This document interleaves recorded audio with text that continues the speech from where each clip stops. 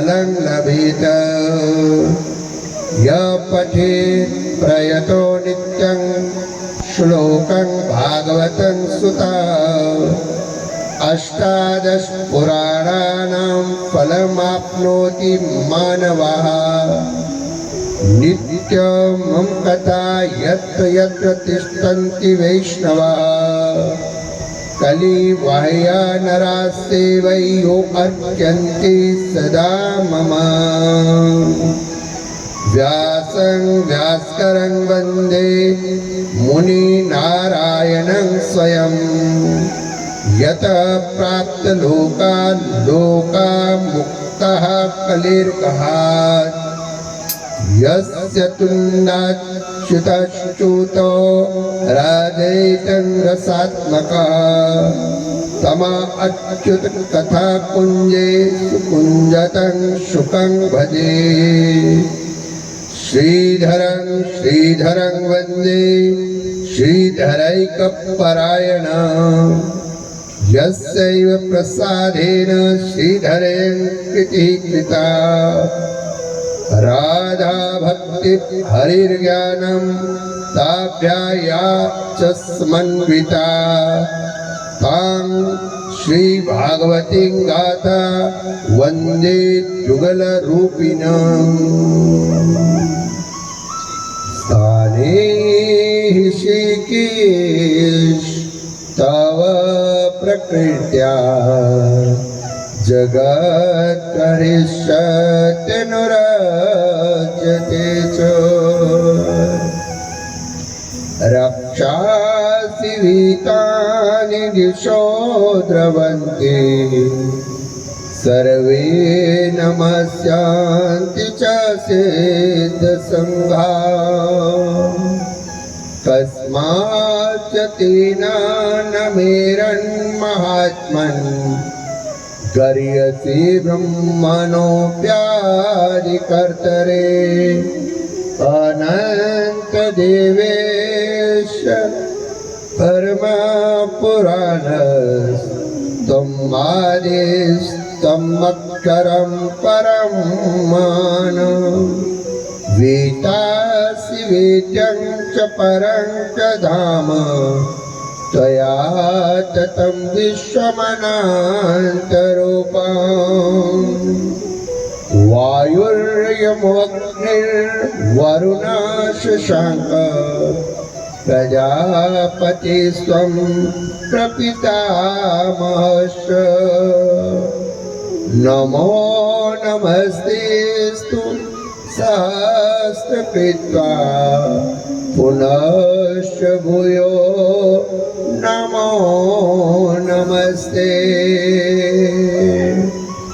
यं ब्रह्मा वरुणेन्द्ररुद्रमरुतः स्तुवन्ति दिव्यैस्त्वैर्वेदैः साङ्गपदक्रमोपनिषदैः। गायन्ति यं सामगाः। ध्यानावस्थितयद्गतेन मनसा पश्यन्ति च योगिनो। यस्यान्तं न विदुः सुरासुरगणाः। देवाय तस्मै नमः। जन्माद्यस्य यतोऽन्यादितरतः चारतेषु विज्ञस्वराट्। तेने ब्रह्महृदाय आदिकवये मुह्यन्ति यः सूरयो। तेजो वारिमृणां यथा विनिमयो। यत्र सर्वो मृषा धाम्ना स्वेन सदा निरस्तकुहकं। सत्यं परं धीमहि।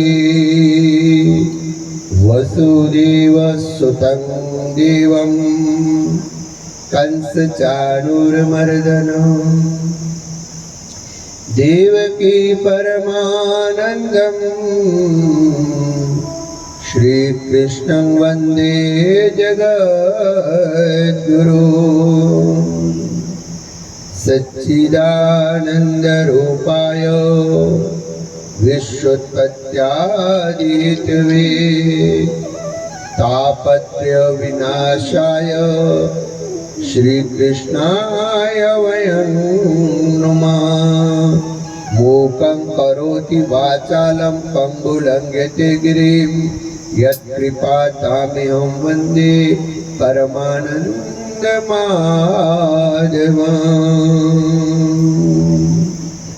जयति तेदिकं जन्मना वृज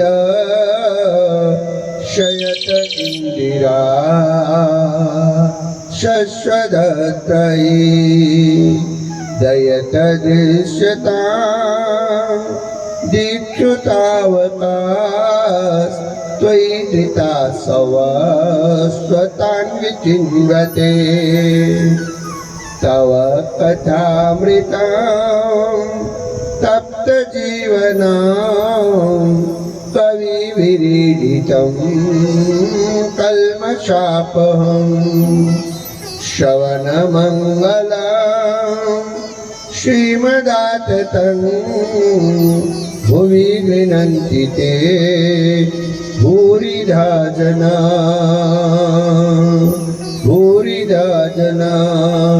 निगमकल्पतरोर्गलितं फलं शुकमुखादमृतद्रवयसंयुतं पिबत भागवतं रसमालयं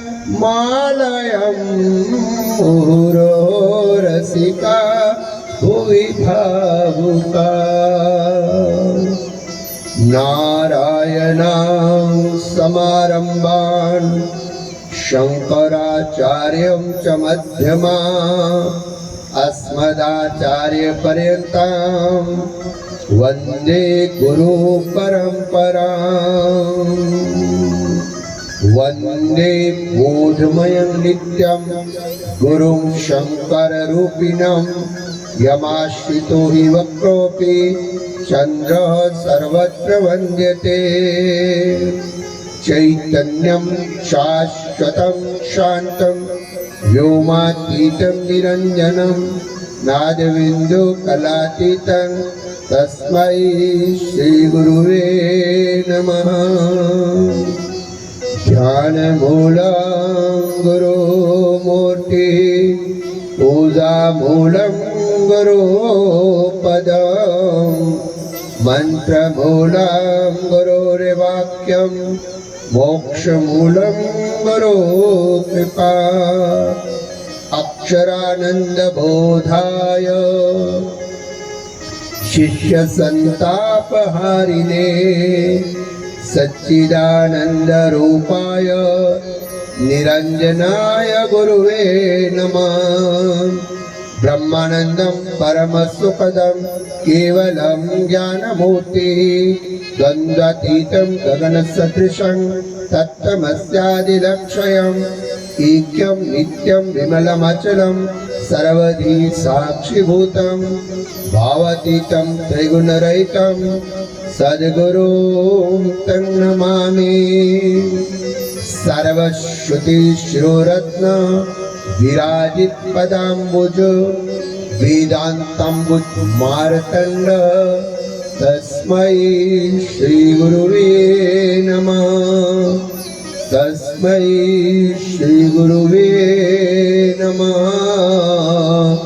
तस्मै श्रीगुरुवे नमः।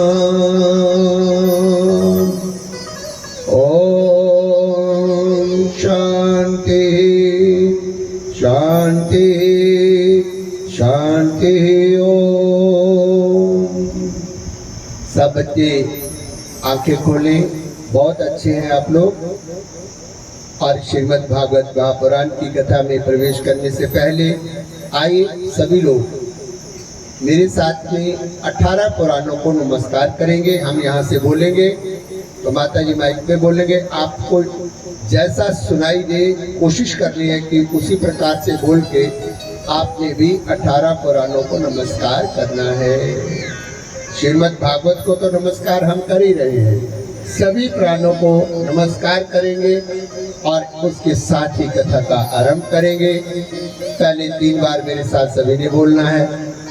ओम नमो भगवते वासुदेवाय। ओम नमो भगवते वासुदेवाय। ओम नमो भगवते वासुदेवाय। ओम नमो भगवते वासुदेवाय। ओम नमो भगवते वासुदेवाय। ओम नमो भगवते वासुदेवाय। हरये नमः। हरये नमः। हरये नमः।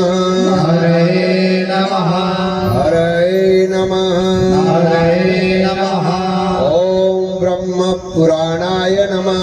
ओम ब्रह्म पुराणाय नमः। पद्म पुराणाय नमः। पद्म पुराणाय नमः। विष्णु पुराणाय नमः। विष्णु पुराणाय नमः। शिव पुराणाय नमः। शिव पुराणाय नमः। लिंग पुराणाय नमः। लिंग पुराणाय नमः। गरुड़ पुराणाय नमः। गरुड़ पुराणाय नमः। नारद पुराणाय नमः। नारद पुराणाय नमः। श्रीमद् भागवत पुराणाय नमः। श्रीमद् भागवत पुराणाय नमः। अग्नि पुराणाय नमः। अग्नि पुराणाय नमः। स्कंद पुराणाय नमः। स्कंद पुराणाय नमः। भविष्य पुराणाय नमः। भविष्य पुराणाय नमः। ब्रह्मवैवर्त पुराणाय नमः। ब्रह्मवैवर्त पुराणाय नमः। मार्कंडेय पुराणाय नमः। मार्कंडेय पुराणाय नमः। वामन पुराणाय नमः। वामन पुराणाय नमः। वराह पुराणाय नमः। वराह पुराणाय नमः। मत्स्य पुराणाय नमः। मत्स्य पुराणाय नमः। कूर्म पुराणाय नमः। कूर्म पुराणाय नमः। ब्रह्मांड पुराणाय नमः। ब्रह्मांड पुराणाय नमः। ओम नमो भगवते वासुदेवाय। ओम नमो भगवते वासुदेवाय। ओम नमो भगवते वासुदेवाय। ओम नमो भगवते वासुदेवाय। ओम शांति शांति शांति। ओम शांति शांति शांति। परम श्रद्धेय परम प्रेमास्पद अनंत श्री विभूषित श्रोत्रिय ब्रह्मनिष्ठ परमहंस परिव्राजकाचार्य श्री श्री 1008 महामंडलेश्वर जालंधर पीठाधीश्वर ब्रह्मलीन मेरे सदगुरुदेव महाराज के श्री चरणों में मैं कोटिशः नमन करता हूँ। मेरे साथ में परम प्यार के पात्र, परम प्रेम के स्नेह के पात्र मेरा सारा का सारा संगीत मंडल, मंचस्थ आचार्य गोविंद जी और प्रातःकाल बहुत सुंदर हवन अनुष्ठान कराने वाले हमारे विद्वान पंडित जी पीछे बैठे हैं। मेरे आत्मा स्वरूप में समुपस्थित प्यारे भारत के प्यारे बंधुओं, माताओं तथा बहनों, आपके गांव चंदला में आरंभ हुआ श्रीमद् भागवत महापुराण ज्ञान यज्ञ अपने चतुर्थ दिवस में प्रवेश कर रहा है। और आज की कथा में जो आप सुनने वाले हैं, हिरण्यकश्यप की तपस्या और वर की प्राप्ति और प्रहलाद जी की भक्ति, नरसिंह अवतार और फिर हिरण्यकश्यप का वध, ये आज की कथा में आप सुनेंगे। उसके बाद दूसरा प्रसंग आप सुनेंगे, गजेंद्र और ग्राह की आपस में भीष्म लड़ाई और गजेंद्र का भगवान जी को याद करना और ग्राहक मैंने मगरमच्छ का फिर वध भगवान जी द्वारा करना, ये दूसरी कथा आएगी।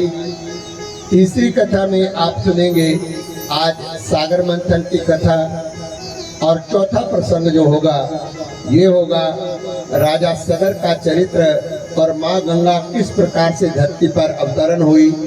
ये चारों के चारों प्रसंग आज की कथा में हमने लिए हैं श्रीमद् भागवत महापुराण के 7वें स्कंद से और 8वें स्कंद से।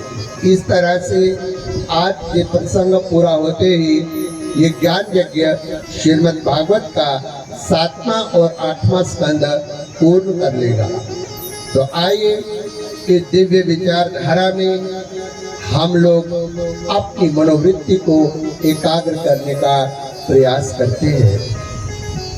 नर सत्संगत में आओ, नर सत्संगत में आओ, सब बोलिए। नर सत्संगत में आओ, नर सत्संगत में आओ, नर सत्संगत में आओ, नर सत्संगत में आओ। क्यों जलती हो दुनिया की आग में, नर सत्संगत में आओ, नर सत्संगत में आओ, नर सत्संगत में आओ।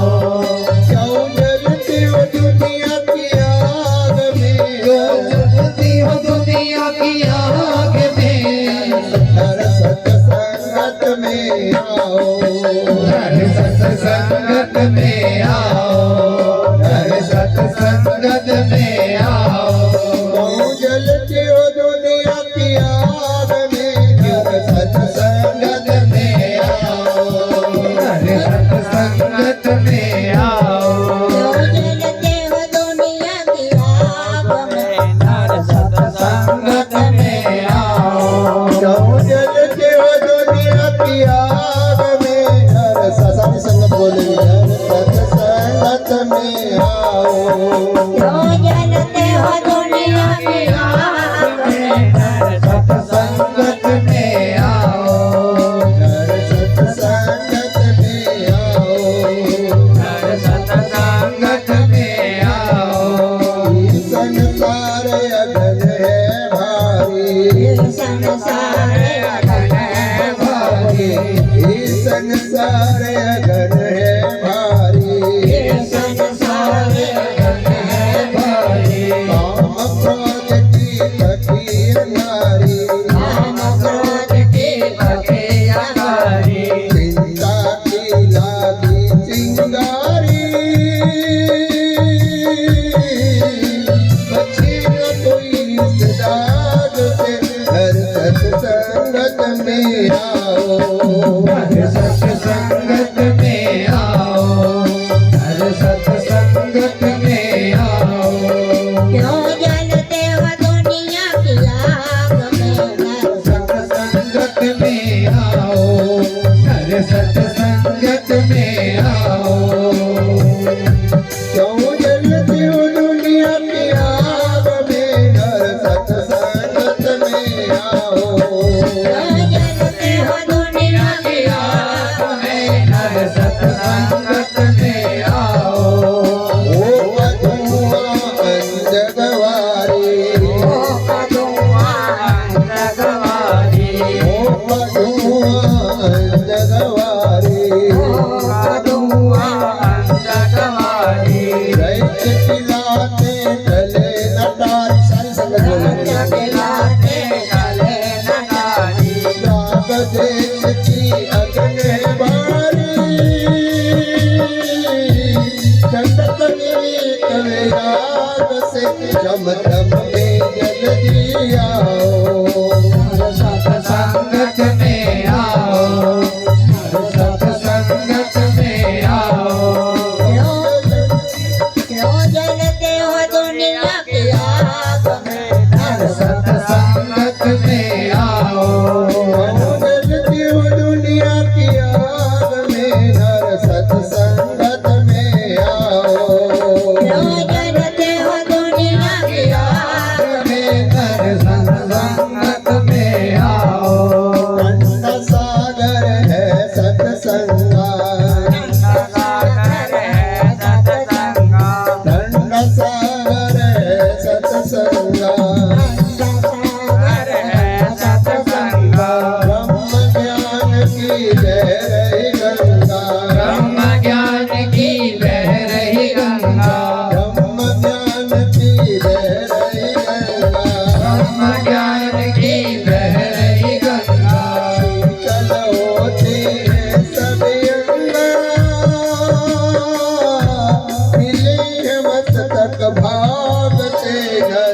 सत्संगत में आओ, हर सत्संगत में आओ, हर सत्संगत में आओ।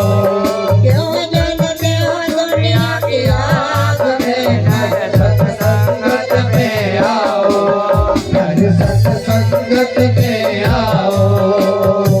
ओ बंदे तुम क्यों नहीं डरते, ओ बंदे तुम क्यों नहीं डरते, बार बार क्यों दुनिया पे मरते, बार बार क्यों दुनिया पे मरते। सत्संग वाल मुख क्यों नहीं करती,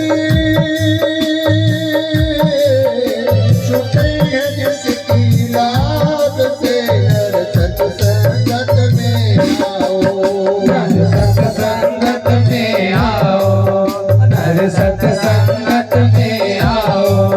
क्यों जलते हो दुनिया की आग में, हर सत्संगत में आओ, हर सत्संगत में आओ। हर सत्संगत में आओ, हर सत्संगत में आओ, सत्संगत में आओ। हर सत्संगत में आओ, हर सत्संगत में आओ, हर सत्संगत में आओ। सत्संगत में आओ।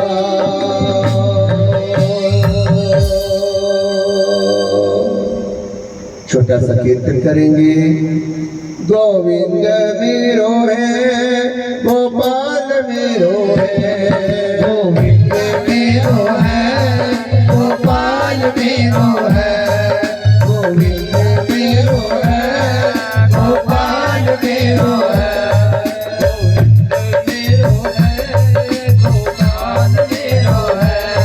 गोविंद मेरो है, गोपाल मेरो है, गोविंद मेरो है, गोपाल मेरो है। श्री राधा रमण गोपाल मेरो है, श्री राधा रमण गोपाल मेरो है, ओ श्री राधा रमण गोपाल मेरो है, श्री राधा रमण गोपाल मेरो है। हरि बोल गोविंद मेरो है, गोपाल मेरो है, गोविंद मेरो है, गोपाल मेरो है, गोविंद मेरो है, गोपाल मेरो है, गोविंद मेरो है, गोपाल मेरो है।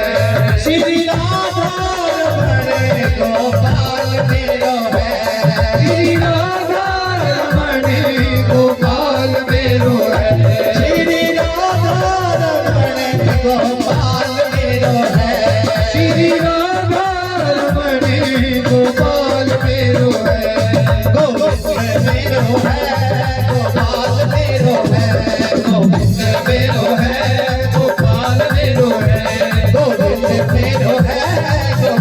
मेरो है, गोविंद मेरो है, गोपाल मेरो है।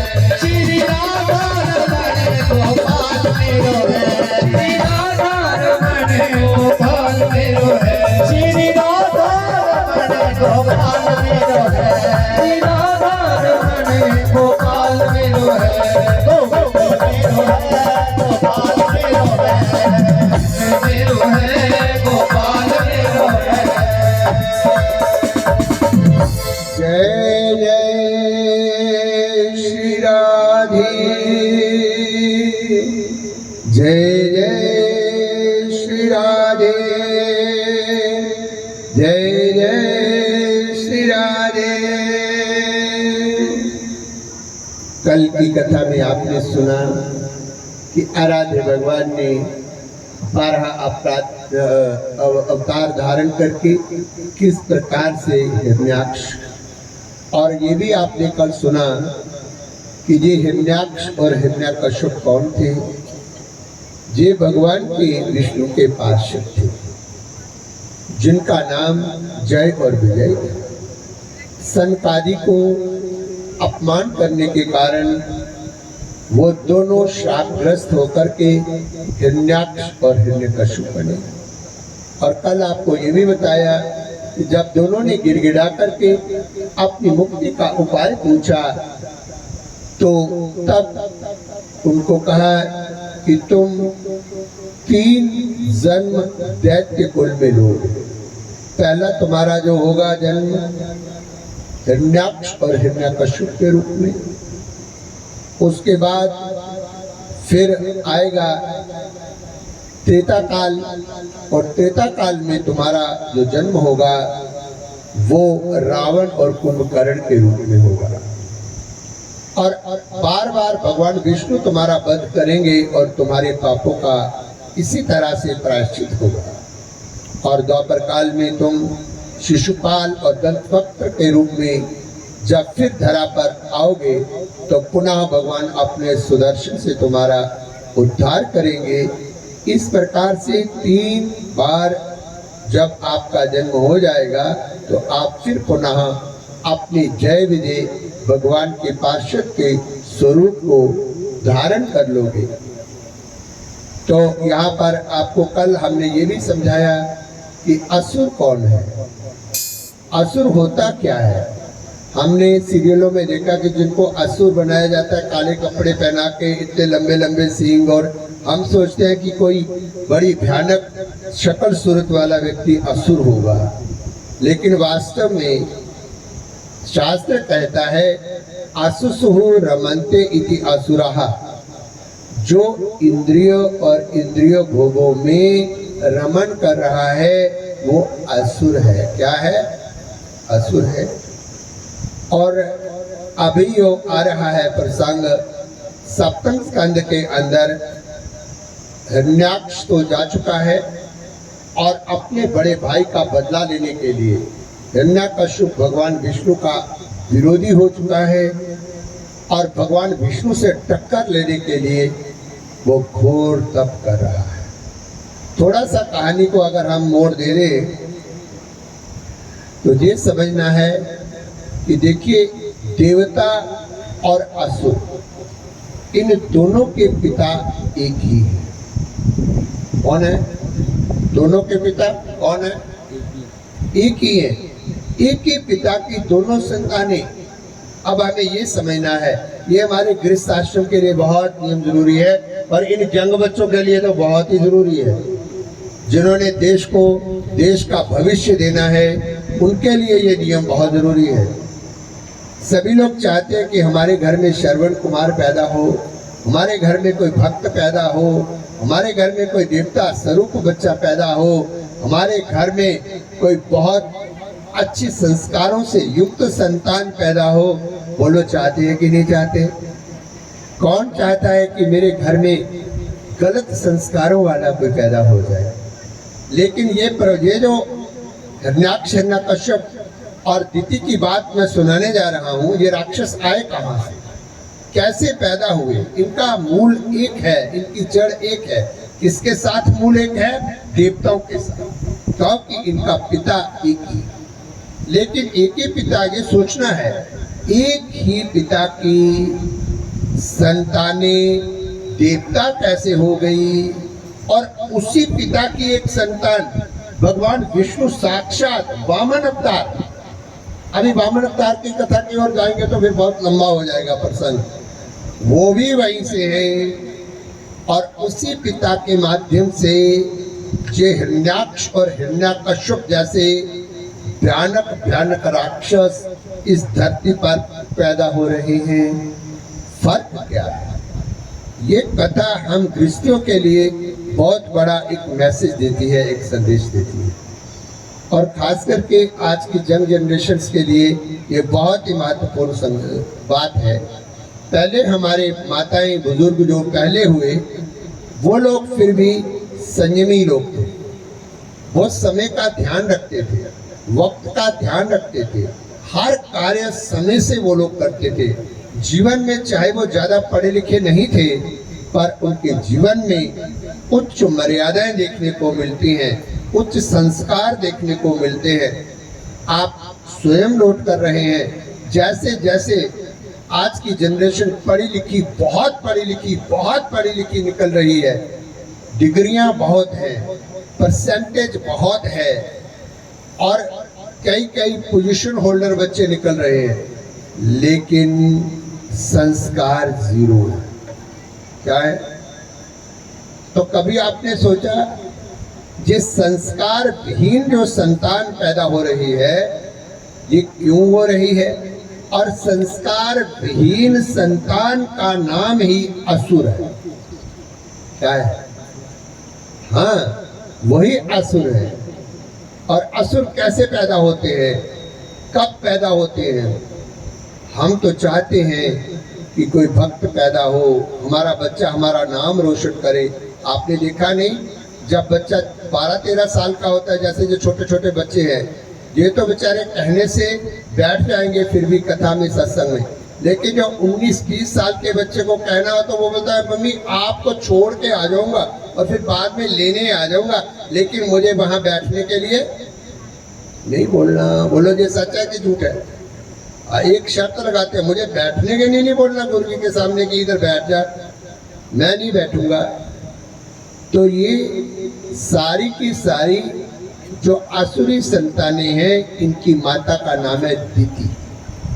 क्या नाम है? और देवताओं की माँ का नाम है अदिति। क्या नाम है? अदिति। दिति क्या है? बहुत सुंदर, जो आसुरी संतानों को जन्म देती है।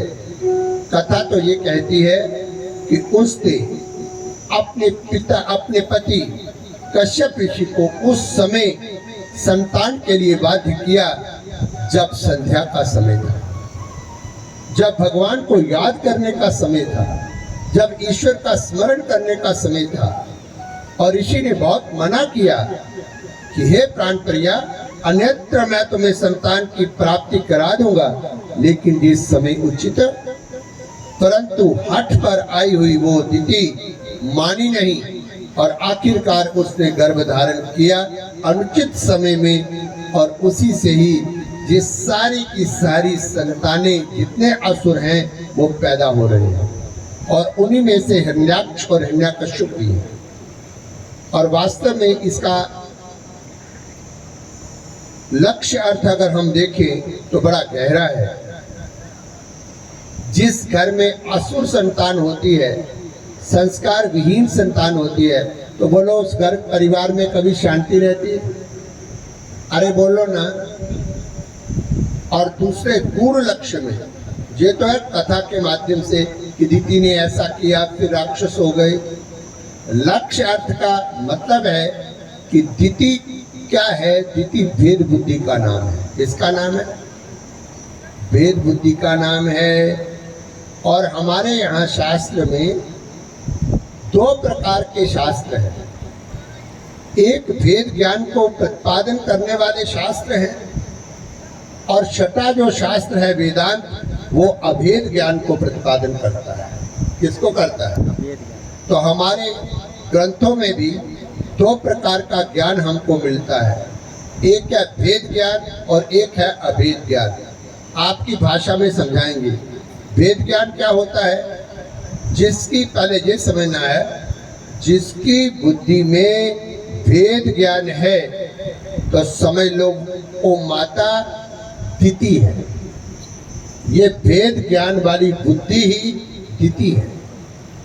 भेद का अर्थ होता है क्या? ए बकरा, कैसा ज्ञान? मैं बकरी, मेरे प्योकिए बकरे, मेरे भरा बकरे, मेरी माँ बकरी, ते मेरी सस बकरी। ये सस है, ये कोई माँ नहीं बनी सकती जितना मर्जी नाटक करे। बोलो, ये होता है ना विचार। ये कौन है? ये मेरी सास है। अच्छा, मायके में कौन है? वो मेरे माँ जी हैं। और जब सास शब्द हम बोलते हैं और माँ शब्द बोलते हैं तो हमारा एक जैसा भाव अंदर उठता है या अलग अलग भाव उठते हैं? आप बताइए, आप बड़े समझदार हैं। आज आपको उपनिषद ज्ञान देके ही जाना है, क्योंकि भागवत को वेद है। अगर वेद की दृष्टि में भागवत को नहीं कहा गया तो कहानी कहने का क्या फायदा? कहानी तो आप घर में भी पढ़ लेंगे। बोलो, जब आप बोलते हैं ये मेरी सास है, कोई पूछा नहीं से दी ये कौन है? ये मेरी सास। अच्छा दूसरे दिन फिर गए बाजार लभे एक होर बजुर्ग कन्ने अरे ये कौन है? ये मेरी मां जी। तुस आपू अपने दिला पर हथ रखो, जिला तो है सस आख्या ओली और जिला तुसे मां आख्या अंदर दा इयां झूठ नहीं मारना, सच्ची सच्ची गल करनी। गुरु महाराज के सामने कोई इयां झूठ खान झूठ नहीं करना। बोलो इक्को जिहा भाव हुंदा जां बखरा बखरा ही हुंदा? हाँ जी, बस मां दे अंदर भगवानगी दिखना और सस्सू अंदर शैतानगी दिखना, इस बुद्धि का नाम है भेद बुद्धि। और ये इसी का कथा च आखेदा दीदी। ऐसा भेद भाव रखने वाली बुद्धि जिहड़ी है वो घर च कदे भी शांति, सस्सू की बेचारी की कदे फोन भी नहीं करना ते माऊ कन्नै 4-4 घंटे फोन पर लगे रहे ते माँ भी बेअकली, उसी ये भी नहीं पता कि मेरी ध्यू का घर बसना भी है या नहीं बसना, मैं इंटरफेयर की कर इयां करें पूरी गाइडलाइन। तो बोलो घर में फिर झगड़ा होता है कि नहीं होता? और यो घर में झगड़ा पैदा कर दे, घर में अशांति पैदा कर दे, घर में दो भाइयों को एक मुट्ठी होकर के घी खिचड़ी होकर के ना रहने दे, बखरा बखरा करके रख दे। आए पाखो ना ये जित बड़ी ले रोटी नहीं खानी गिनते रही बक नहीं कीता, अहे अपना हिस्सा लेना, अहे इन्या करना। ये जो बातें होती है बोलो होती है समाज में कि नहीं होती? और पहले कम होती थी। अरे रामायण में देखिए भरत राम को सब कुछ देना चाहते हैं और राम भरत को सब कुछ देना चाहते हैं। आज के भाई तो एक मरला जगह भी अगर किसी को ज्यादा मिल जाए तो वो माँ बाप का गला ही घोंट देंगे कि उसको मरला जगह क्यों ज्यादा देंगे। तो जी सारे घर के झगड़े जो होते हैं ये भेद बुद्धि के कारण होते हैं। क्या होते हैं? किसके कारण होते हैं? एक माता बड़े बड़े परिवार के रोंदी जो एक दिन भी सुनान लगी आखिया कि महाराज जो मेरा नवा नवा ब्याह होया ते मेरी ससु ने आखिया कि जेकर घर च प्यार रखना ते कड़छी एक रखिया ते ओला भी जागत कोने चाहिए। उसी समझ नहीं आई कि ससु ने क्या आखिया भाई कड़छी एक रखिया, कड़छी एक रखने का मतलब फिर वो भी मैं आखिया माता जी फिर किन्ने तुसें पता लगा? आखिया 3-4 दरानियां जठानियां ते कट्ठे रोंदियां ते मेरी ससु ने आखिया जेकर सुखी बसना ही धीए ते इत्थे घर च कड़छी एक रखिया।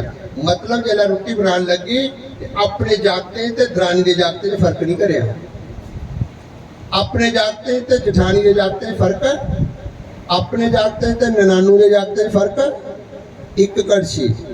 ते जिन्ने चिर साढ़े हिंदुस्तान च गृहस्थ आश्रम च एक कड़छी रही ते 5 भरा एक छत दे थल्ले एडा एडा बड़ा परिवार किन्ना चिर कट्टी है। ज्वाइयां वाले भी हुई है, फिर उनके पोतरे ने भी ब्याह हुई है, पर फिर भी बक घोड़े का ना कोई टिकदा है। पढ़े लिखे हुई है अस की ज्यादा प्यार आना चाहिए या नफरत आनी चाहिए? इसी आखते पढ़े दे नहीं है गले दे कट्ठे रोना सीखिया कि नहीं? मैं बचपन च एक कविता लिखी ही डोगरी च, झोंगरे बूटे की जिथे ही छां उहे है मेरा निक्का जिहा ग्रां।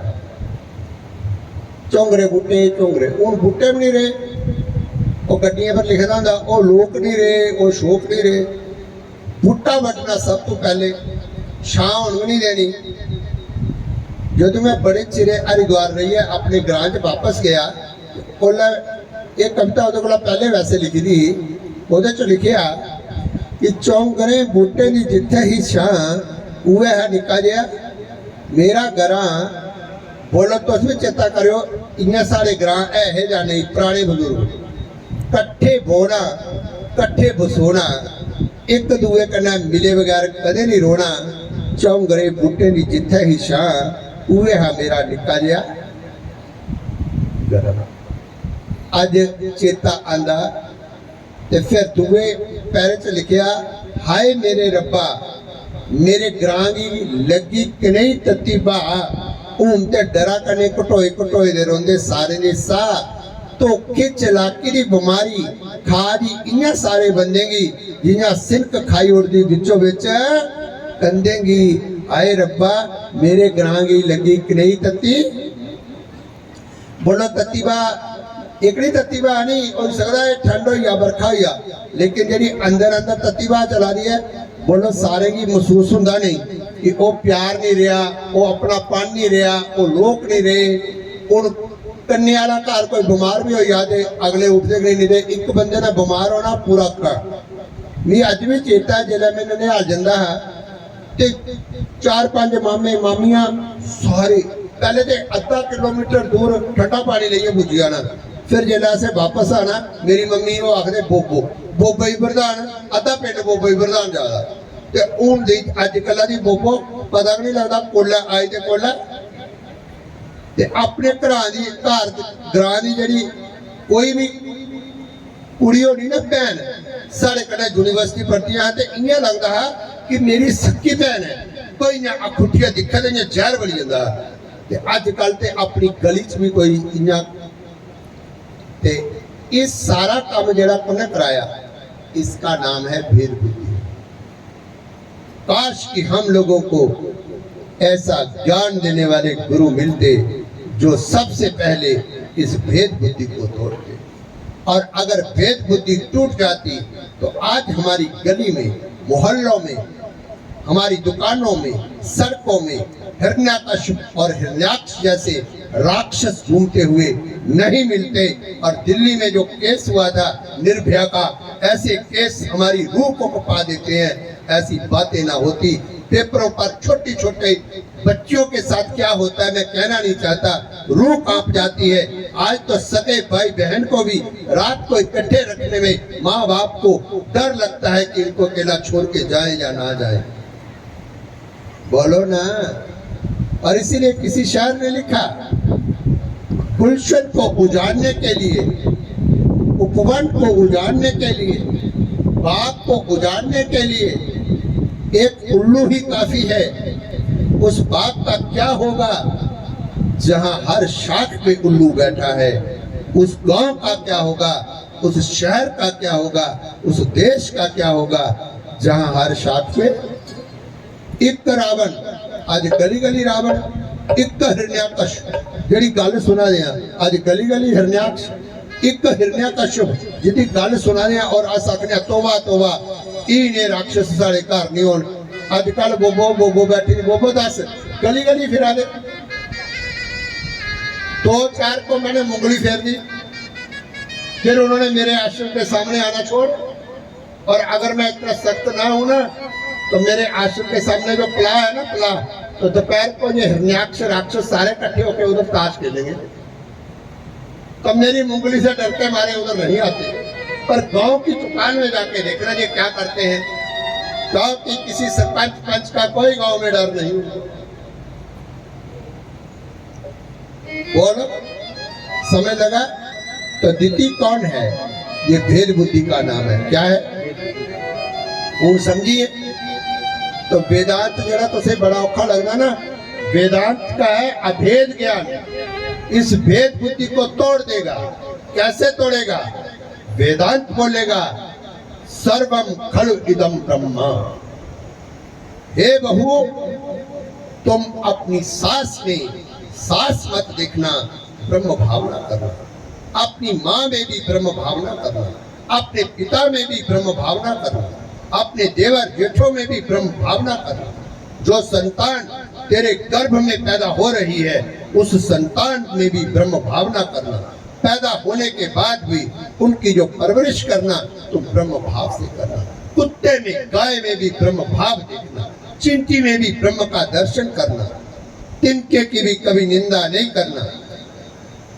ये विद्या मेरे भारत की विद्या है, ये ज्ञान मेरे भारत का ज्ञान है, और इसी ज्ञान के कारण मेरा भारत विश्व गुरु था, है, रहेगा। लोग कहते हैं कि हम भारत को विश्व गुरु बनाएंगे, हम कहते हैं बस भारत आज भी विश्व गुरु है, पर जरूरत है इस भेद बुद्धि को तोड़ने की। जरूरत है इस अभेद ज्ञान को संसार के अंदर लाने की। और तरह की बातें करते रहते हैं, पर इस विद्या की ओर किसी का ध्यान जाता? तो दिति कौन है? भेद बुद्धि। क्या है? और जिसके अंदर भेद होता है उसके अंदर कामना वासना रूपी हिरण्याक्ष और हिरण्यकश्यप जैसे राक्षस कभी भी मरते, अरे मरते नहीं मरा। दुर्गा सप्तशती में एक कथा आती है। दुर्गा सप्तशती में हमारे कृष्ण भगवान का एक नाम है मधुसूदन। क्या नाम है? और दुर्गा सप्तशती में कथा आती है कि मधु कीटक, ये भेद बुद्धि कहाँ से आती है?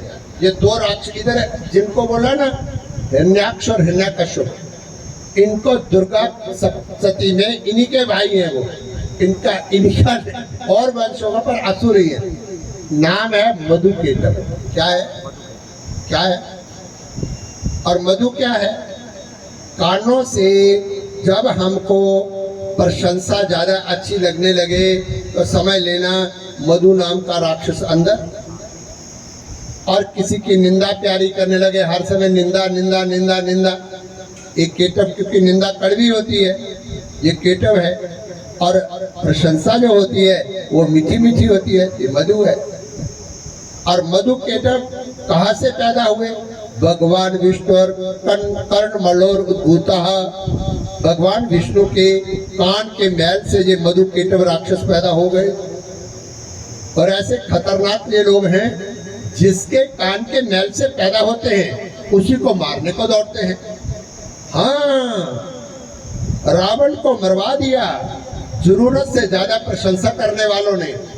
अगर मेघनाथ जैसे उसी समय कहते थे पिताजी आपने गलत किया, राक्षस विरोध कर देते, तो रावण का कुकृत्य 1 लाख पूत 1.25 लाख नाती, अंत में ना मिला दीवा और बाती, यहाँ तक उसका वंश जो है खत्म नहीं होता। लेकिन राक्षस क्या है? उनको प्रशंसा सुनना बहुत अच्छा लगता है, कोई जरा भी उनको समझा दे तो आग बबूला हो जाते हैं। तो भगवान विष्णु ने कहा कि भाई तुम मेरी ओर मारने को दौड़ रहे हो, चलो कोई बात नहीं। और उन्होंने मोहिनी का रूप धारण किया, और मोहिनी में वो फंस गए। और फंसे में उन्होंने कहा कि भाई तू हमको बड़ी अच्छी लगती है, तो अच्छी लगती है तो उन्होंने कहा विष्णु भगवान कोई हमारा कुछ नहीं बिगाड़ सकता, अब हम तेरे साथ विचरण करेंगे। उसने कहा फिर भी अगर आपको मरना हो तो आप कहाँ मरेंगे? तो उन्होंने कहा ये क्या है, ये थोड़ी हमें मारेगी, हम तो विष्णु भगवान, उनको क्या बताइए विष्णु भगवान ही है। तो उन्होंने कहा अवाम जही यत्र उर्वी श्रीलोन्ना परिप्लुता, हम वहां मरेंगे यहाँ पृथ्वी पर पानी नहीं होगा। हिरण्यकश्यप भी ऐसा ही करने वाला है कुछ, इसलिए इससे मिलती जुलती कथा है। तो भगवान का नाम हुआ मधुसूदन। क्या हुआ? उनको मालूम है पृथ्वी में ऊपर जल नहीं होगा तो नीचे तो कहीं ना कहीं जल होगा। तो इसका अर्थ सीधा है कि ये राग और द्वेषात्मक या निंदा और प्रशंसात्मक मधु केटव राक्षस उस हृदय में मर जाते हैं जो हृदय संसार के पदार्थों की आसक्ति का त्याग कर देता है। जल आसक्ति का प्रतीक है। किसका प्रतीक है? जिस हृदय में संसार के लिए कोई आसक्ति नहीं होती तो वहां मधु केटव बोलिए ना, और उनका वध करने के कारण हमारे भगवान का नाम हुआ मधुसूदन। क्या हुआ? और ये नाम गीता जी में मिलता है, बहुत प्यारा। और गीता जी में कहाँ मिलेगा? ये संजय के वाक्य में मिलेगा। कहाँ मिलेगा? और संजय का वाक्य कहाँ है? दूसरे अध्याय का पहले श्लोक में देखिए, तं तथा कृपयाविष्टम अस्तु पूर्णाकुलेक्षणम विषीदन्तमिदं वाक्य उवाच मधुसूदनः संजय उवाच। इसके बाद में भगवान उवाच है। तो खैर, तो दिति असुरों को जन्म देती है, ये आप जानते हैं। असुर कौन है? कुसंस्कारी संतानें ही असुर है। और वो किसके जहाँ जन्म लेती है? जिनकी भेद बुद्धि होती है। और दूसरा इसमें एक और है, आजकल हमारी युवा पीढ़ी को एक बीमारी है कि जब सोने का समय होता है, जितने प्रोग्राम बाहर फंक्शनों के बनाते हैं वो रात के 12 बजे के बाद, अरे बोलिए ना, जितने लंच जितने डिनर, बोलिए ना, तो असुर राक्षस कौन है? जब सोने का समय होता है तब वो जागते हैं, और रात्रि को असुरों की जो शक्ति है वो बढ़ जाती है। इसलिए जब राम जी ताड़का वन में प्रवेश करते हैं तो गुरु विश्वामित्र राम जी को सावधान करते हैं कि हे राम, अब हम ताड़का वन में प्रवेश कर रहे हैं, लेकिन हमें रात्रि होने से पहले पहले इस वन को क्रॉस करना होगा। क्यों? और ताड़का का वध भी सूर्यास्त के पहले पहले ही करना होगा। क्यों? रात के समय में इन असुरों की शक्तियां कई गुना ज्यादा बढ़ जाती हैं, और अगर हमने विलंब किया तो ताड़का को मारना असंभव। अरे बोलिए ना। अच्छा, कब उठना चाहिए? माता जी तो सच दसो तो सारे बुजुर्ग बैठे थे जिले तो सर नवे नवे आए इतने बोई है कुछ भी कुछ ग्राम ही गए ते सवेरे सवेरे किन्ने बजे उठते हैं ते पुरानियां बुढ़ियां टुंडो पर नहीं उठदियां जे घर वाला सुते दा लभिया कोई ताड़ ताड़ ताड़ ताड़ ताड़ 4 बजे के बाद सोना नहीं मिलता, और राती चुप करिए इन्ना बंदा थकी जाता है 10 बजे खट्टा पर जंदेगा नींदर। फिर 4 बजे उठना, उठिया करना के पहले स्नान करना, फिर क्या करना? स्नान करिए चुल्ली चौका ना चुल ते ना चौका तो ही हो गया तो खा नक मुड़िया सनातन का बढ़ाई। अब दिति तो घर घर में पैदा हो जाएगी, फिर दे झगड़ा भेद बुद्धि और राक्षसों का जन्म देगी। चुल चौका मैं इतने मार्बल ला मेरे को गोवा नहीं फरोंदा मिगी पूछो स्वामी जी तुंदा है? बिल्कुल है स्वामी जी, सारा मार्बल ला, लेकिन गोवा फेरने की जगह मैं रख ओ कर कदे भी सुलखना नहीं हो सकता जिस घर च सारी गौ माता का गोवा नहीं फिरता, और आश्रम भी आश्रम नहीं हो सकता जिथे गौ माता का गोवा फेरने की कोई जगह भी नहीं रखी हुई। मैं सारे लोग कहते कि सारी जगह पक्की कराई, इसी भी कराओ, बात नहीं करानी। जिस दिन कोई नहीं फेरने वाला हो मैं आपको फेरना, लेकिन गौ माता का 15-15 दिन तक गोवा फेरना।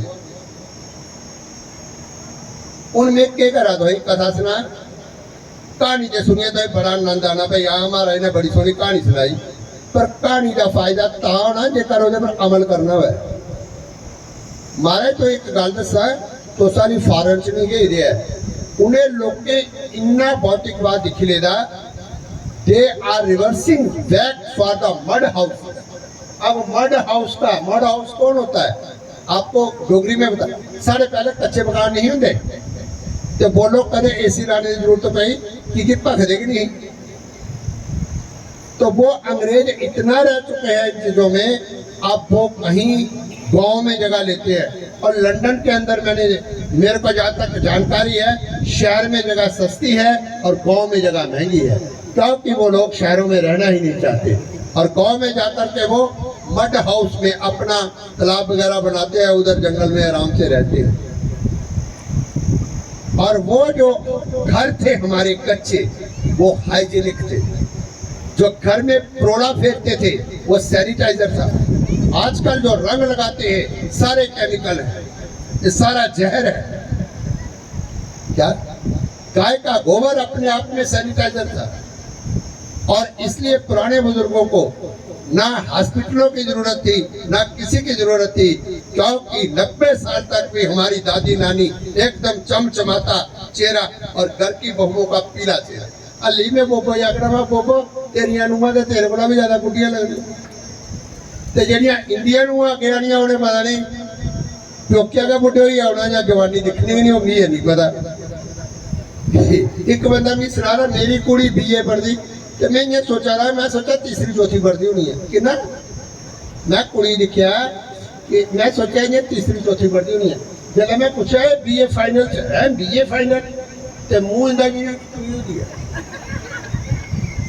अरे जल्द अस पढ़ते हैं 8वीं पास मुड़ा आर्मी की भर्ती हो जाता, अज 8वीं पास वाले आने इतने जला मैं लोग कहीं सुनाना मेरी 60 साल उम्र है, लोग यकीन भी नहीं करते। आधे नहीं स्वामी जी तुम 40-45 साल को ज्यादा नहीं होती। मां मरी जाने 60 साल ही नवंबर महीने पूरा 60वां साल लगी आना, क्योंकि वो जीवन हमारा अनुशासित नहीं है, वो जीवन हमारा मर्यादित नहीं रहा, वो जीवन हमारा संस्कारी नहीं रहा। ये कथा इधर सुनाती है। और देखिए फिर आइए हिरण्यकश्यप जो है वो तपस्या कर रहा है। बोलो तो उसमें 2 मिनट कोई भगवान देते हैं, अच्छे बोलते होते या नहीं बोलते होते? अरे बोलो ना भैया, मैं दिखा कि हिरण्यकश्यप कौन है, जिससे भक्त प्रहलाद कौन है, मैं पहले दिखना ना इंदेज भी। बोलो घर में पूजा रूम किस किस के हाथ खड़ा करना जरा, शाबाश, सभी के है, सभी के है, सभी के है। अच्छा उधर बैठते हो भगवान के आगे हैं? अच्छा तो माता रानी के पावे जाते हो, वेरी गुड, बहुत अच्छे हो आप। और माता वैष्णो के जाते हो? अरे बोलो ना, कभी कभी, ऐसे नहीं कि रोज कोई चुड़ी हुआ है। हाँ बिल्कुल जाता। अच्छा लेकिन इसी आखिरी मंदिर जाना, ध्यान करना सुनो, जोत बालना, सवेरे टाइम सिर नोना, न पुराने राती सुते दे कपड़े उतारने, नवे कपड़े पाने ते भगवान की पूजा पाठ करनी, इसी ये भी एक तपस्या है। क्या एक तपस्या। तो ऐसे इन्नी तो पैच चलिए इतने भागवत सुन आए, ये भी एक तपस्या। बोलो है नहीं तपस्या? किन्ने लोग डरा, कदे मौसम सही होंदा ते इत्थे जगह नहीं लभनी। आधे लोग तो गर्मी को डरते नहीं आते, पर जेड़े आए बोलो तपस्या है नहीं। ਇਹਦਾ मतलब है भगवान का नाम लेना भी तपस्या, ते सारे तपस्या करते। ਹੁਣ सच्ची सच्ची गल मेरे कन्नै करियो, तुस तपस्या परमात्मा की प्राप्ति वास्ते करते हो या कोई संसारी दुख लगे ਉਹਦੇ वास्ते सुखन सखन करियो? झूठ नहीं मारियो। झूठ बोले कौआ काटे, काले कौए से डरियो। तो मेरे आश्रम में कौआ भी रहता है और कोबरा नाग भी रहता है। अगर झूठ बोला तो मैं अपने नाग को कहूंगा इनको काटो। सच बताना। जो वैष्णो माता जाकर के ये नारा लगा, तो कौन कौन लगाता है? मन दिया मंगिया मुरादा पूरी करने वाली माता तेरी सदा ही जय। मन दिया मुरादा पूरियां करानिया, मन दिया ते मन अन्ना घोड़ा, उसी एनी पता के मंगना ते के नहीं मंगना। ते जेड़ा मन की मुराद पूरी करने लिए तपस्या करता है, उसी आखदे आसुरी तपस्या। क्या आखदे? और इतने कथा विच हिरण्यकश्यप जेड़ा हिरण्याक्ष का निक्का भरा है, वो बड़ी घोर तपस्या करने लगा। लेकिन घोर तपस्या वो किसके लिए कर रहा है? वो भगवान के लिए नहीं कर रहा। अच्छा ये बताओ, रावण जैसी तपस्या की किसी ने? रावण, यही रावण बनने वाले हैं। फिर रावण ने भगवान शिव के 10 सिर अपने काट के, बोलो चढ़ा दिए कि नहीं चढ़ाए? 10 बार शीश चढ़ाया। हम लोगों ने कभी एक नए भी थोड़ा जा मास मसारा इन्हें थोड़ा पाछ लाया भगवान के नहीं ना, अगले 10 बारी सिर कटिया। कितने बारी सिर कटिया? ठीक है। लेकिन और वो रावण जिन्हें तपस्या करते हुई कैलाश पर्वत ही चुक लिया।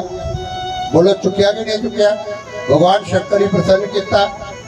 जटाटवी गलत जल प्रवाह पावित स्थले गले लंबे लंबितांग झंग तुंग मालिकांग ढमट ढमट ढमट निनाद वड्डमर्वयम चकार चंड तांडवम तनोतु नम शिव शिव शिव शिवम जटा कटाह संभ्रमण भ्रमण नलिप्प निर्जरी विलोली वित्ति वल्लरी विरोज विराजमान मर्धनी धगत धगत धगत ज्वलल लाल पट्ट पावके किशोर चंद्रशेखरे रति प्रतिक्षण ममा।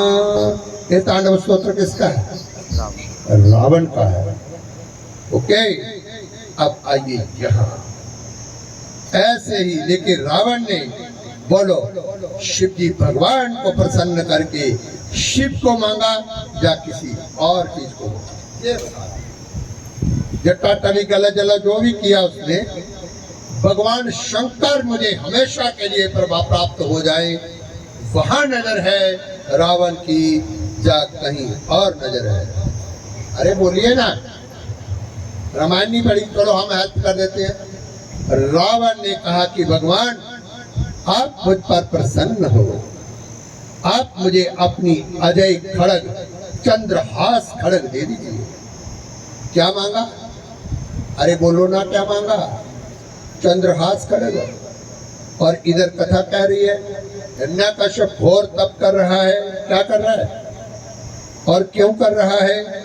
कि मैं अजर हो जाऊं, मैं अमर हो जाऊं, इस सारी धरती का चक्रवर्ती सम्राट मैं ही बन जाऊं, और फिर मंदराचल की घाटी में जाकर के वो घोर तपस्या करने लगा। इस तपस्या का नाम है मैं सबसे बड़ा हो जाऊं। और कई लोग क्या करते हैं, दुश्मन को हराने के लिए मंत्र जप करते हैं कि मेरे सामने कोई दुश्मन ना आए, मेरा पड़ोसी को ये हो जाए, फलाने को ये हो जाए, टोने टाने पता नहीं कौन कौन सी तपस्याएं करते रहते हैं। तो हिरण्यकश्यप ने धरती का सम्राट, एक क्षत्र देवता भी मेरे आगे ना ठहरे, ऐसी भावना से घोर तप शुरू किया भगवान की प्राप्ति के लिए। माता जी भगवान की प्राप्ति के लिए।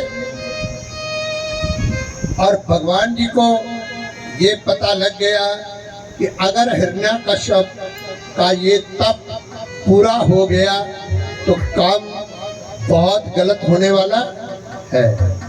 ध्यान से सुनिए। अरे आगे आके बैठ जाइए, उनको क्यों हटा रहे हो? आगे ही बैठना तो जगह खाली है, किसी को मत हटाओ। वो बेचारे इतने ध्यान से तपस्या कर रहे हैं सवेरे की। मेरा वोट आपके पक्ष में रहेगा, चिंता मास्तु। और क्या, जो सवेरे से ध्यान से सुनिए। हिरण्यकश्यप जब इतनी तपस्या करता है तो वो कहीं गलत चीज ना मांग ले, इसलिए भगवान विष्णु ने जिस स्थान पर वो तपस्या कर रहा था उस स्थान पर तोते का रूप धारण करके भगवान विष्णु चले गए। और ये कथा भागवत में नहीं है, ये विष्णु पुराण में कथा है। और वो वहां चले गए, लेकिन इसके साथ संबंध है। और उस तोते ने हिरण्यकश्यप किससे वर मांगने के लिए तपस्या कर रहा है? ब्रह्मा जी से वर मांगने के लिए तपस्या कर रहा है कि मैं, कोई मेरे आगे ना रहे, मैं अजर हो जाऊं, मैं अमर हो जाऊं, मैं कभी ना मरूं, ऐसा फल मांगने के लिए। लेकिन भगवान ने सोचा कि ये राक्षस अगर अमर हो गया तो ये तो धरती पर शांति ही नहीं रहने देगा। इसलिए उन्होंने तोते का रूप धारण किया। और जहां वो तपस्या कर रहा था वहां पर तोते ने क्या कहा? नारायण। क्या बोला? तो भी बोली उड़ो नारायण। अरे बोली उड़ो। जीवनी कसदी जय माता दी, जोर नहीं लगता जय माता दी, मुल्ल नहीं लगता जय माता दी, सारे बोलो जय माता दी, रलमिल बोलो जय माता दी। नारायण नारायण नारायण नारायण नारायण नारायण नारायण नारायण। हिरण्यकश्यप ने सोचा, अरे मैं तो तपस्या कर रहा था विष्णु को चैलेंज करने के लिए और इंद्र को भी चैलेंज करने के लिए। अरे ये तो मेरे दुश्मन का नाम ले रहा है, ये मेरी तपस्या भंग कर गया। क्या कर गया? तपस्या भंग कर गया। ये आसुरी तप है। और उसने तपस्या छोड़ी और घर आ गया। और हिरण्यकश्यप की पत्नी का नाम था क्यादु। क्या नाम है? क्यादु।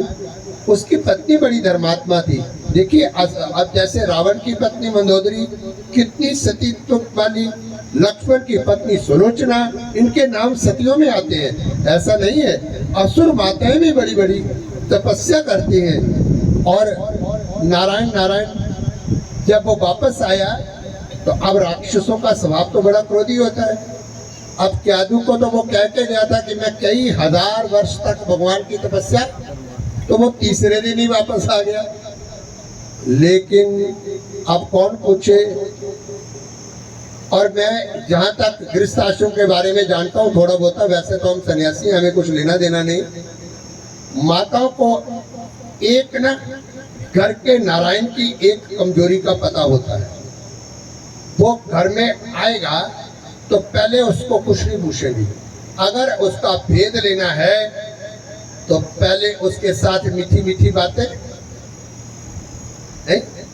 मीठी मीठी बस अगू तो जरा हसे ना तुम्हें सारा पता लगी है तो समझिए, क्योंकि वो तुझे जीवन दी रोज मिठिया मिठिया गल्ला जेड़ा उसी पसंद हुआ बनाइए पहले रखी उन्ना, भावे मन हुआ नहीं हुआ। अज ये मना का भेद लेना है भाई, ये रात 12 बजे कुदरा वाला, पर अगर रो रहा पाया तो बंदे का क्या पता कुछ बिगड़ी गया जा। इं बड़िया मिठिया गल्ला करनिया, चंगिया गल्ला करनिया। क्यादू ने सोचा कि किसी बड़ा रोज चढ़ेगा, इं धमूलियो ही आया, त्रीजे दिन वापस आई है, पर कोई गल पक्का हुई है। पर उन्हें ओला पूछया जिले राती सोने का समय होया ना, ते जिन्ने पकौड़े पकाड़े तेज तेज चीजा राक्षस, याद रखना मेरी बात, एक मैं हिंट देके जा रहा हूं। अगर आपने भक्ति करनी है तो आप सात्विक भोजन को करिए। क्या करिए? और सात्विक भोजन क्या होता है, इसके लिए गीता जी का 17वां अध्याय पढ़िए। युक्त आहार विहार से एक पहले है, लेकिन सात्विक भोजन मैंने बासी भोजन नहीं खाना, ताजा भोजन खाना, बहुत तेज चीजें नहीं खानी, बहुत खट्टी चीजें नहीं खानी, बहुत मीठी चीजें नहीं खानी, बहुत कड़वी चीजें नहीं खानी। ये असुरी, ये रजोगुण को बढ़ा देता है। अब क्यादू को मालूम है कि मेरा पति देवता तो है ही नहीं, उन्हें चंगे पकौड़े पकाड़े मरचा मुर्चा पाइए शैल बनाए। उन्हें आख्या महाराज तो 17 दिन बाद आइए, ते पहले पकौड़े खाओ, ये शरबत पियो, फिर तो ही पता गया असुरे का शरबत क्या होंगे, वो मैं सुनाना है नहीं है। तो उनके ग्रां भी कई रोंदे ने, राती जल्द शरबत पीएंगे तो दिखी रहे हो केड़ा शरबत पिया होंगे वो, तो एकड़ा शरबत नहीं। और मुझे बोलने की व्यासपीठ से जरूरत नहीं है। तो कहने का मतलब है कि क्यादू ने उसके हिरण्यकश्यप के मन पसंद खाने बनाए, उसको खिला के तृप्त किया। और हिरण्यकश्यप ने कहा कि हे प्रिया, आज मैं तेरे ऊपर बड़ा प्रसन्न हूं। तो क्यादू ने आख्या कि हूँ आईया ऊठ जड़ा पहाड़ा के थले, हूँ इन्हें अपने दिल का सारा भेद मिगी देना। बड़ा लाड लाड लाते उन्हें बल्ले बल्ले आख्या, ये स्वामी देवता तुस आखा दे कि मैं 1000 साल तपस्या करनी, भावे जिन्नी चिर मर्जी करनी, तो तुस ते 3 दिन वापस आइए। ते ओला बिल्कुल खुश हो शरबत शरबत पिया। उन्हें आख्या देख भलिए लोके, तपस्या तो मैं बड़ी करनी, पर उत्थे एक तोता पता नहीं कितों आई है, ते वो उत्थे नारायण नारायण करने लगी पिया। ते जिस दुश्मन है कि मारने लिए मैं तपस्या करनी है, मेरे दुश्मन का नाम लाया उत्थे, ते मेरा ध्यान ब्रह्मा वाले पासे ना जाइए, नारायण वाले पासे जा रहा, मेरा ध्यान भंग हो गया। इसलिए मैं तपस्या छोड़ी। बड़ा डवारिया पर वो ढीठ तोता जड़ा है ना, वो नसिया भी नहीं, पला पला नहीं होता, नारायण नारायण करे। कहते ने क्या शाह देखो कितनी चलाकी। उन्हें सोचा शुक्र है परमात्मा, हे प्रभु, इन्हें कदे नारायण नहीं आख्या, चलो भंडी करने वास्ते का तोते जी ने मुंह अज कुछ नारायण से निकली है। उन्हें भरती आख्या स्वामी जी ने सुनिया नहीं, सुनी लेदा उन्हें खुआना हो बोला भाई नारायण आख्या सही कुछ ये भी भला हो जा। गल सुनो, धर्म पत्नी साढ़े सनातन च जिले 7 फेरे होंगे ते घर की जी लक्ष्मी होंगी है, उसी खाली पत्नी का दर्जा नहीं मिलता, उसी आखते धर्म पत्नी। क्या आखते? पत्नी। ध्यान से सुनना, पत्नी नी मैंने ले जाना, पत मैंने पतन से बचा करके उर्ध्वगति की ओर ले जाती है, जो अधर्म से रक्षा करके धर्म की ओर पति को लगा देती है, जो उसी को कहते हैं धर्म पत्नी। और पति कौन है? अगर पत्नी गलत रास्ते पर है तो वो उसको सही रास्ते पर सत्संग में लगा दे तो वो पति है। पत्नी पति की रक्षा करने के लिए है और पति पत्नी की रक्षा करने के लिए है। जब संकल्प शादी में होता है तो दोनों एक दूसरे की रक्षा का वहां पर संकल्प लेते हैं। जोड़ गढ़ने का मतलब है कि जहां सही रास्ते पर धर्म की ओर एक जाएगा वहीं पर ही दूसरा।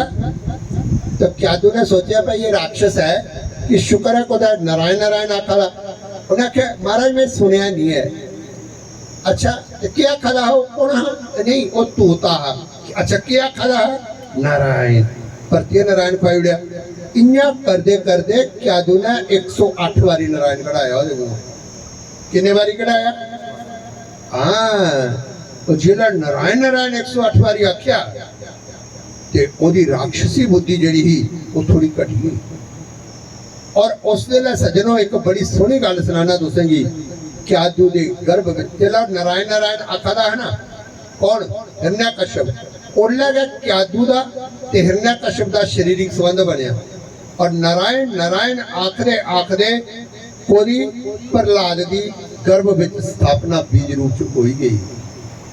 एक कथा भावें राक्षसी है राक्षसी माता दी ये आखदी है कि साढ़े जिहड़े सनातन है ਉਹਦੇ ਵਿੱਚ 16 संस्कार ने। अगर पति पत्नी ने संतान की उत्पत्ति करनी है तो श्रेष्ठ संतान पैदा करनी है। ये करना ते उन्हें दोनों की पति की भी पत्नी की भी पहले इन्नी तपस्या करनी चाहिए कि उनके गर्भ च आने वाला जो बालक है उस तपस्या के प्रभाव में आई जा।